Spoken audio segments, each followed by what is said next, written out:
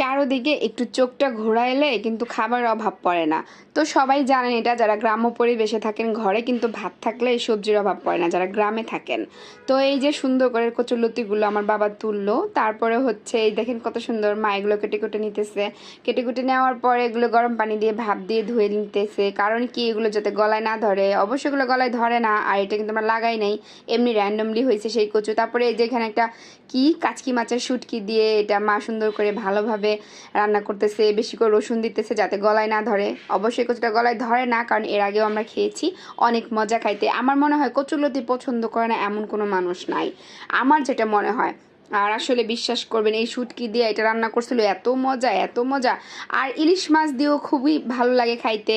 তো এখন যেহেতু ইলিশ মাছ নাই ঘরে, এর জন্য মা এই শুটকি দিয়ে এটা রান্না করছে, অনেক মজা লাগছে অনেক। আসলে আশেপাশে চারিদিকে তাকাইলে কিন্তু কিছু না কিছু পাওয়া যায় গ্রামে থাকলে। তো এই দেখেন সুন্দর করে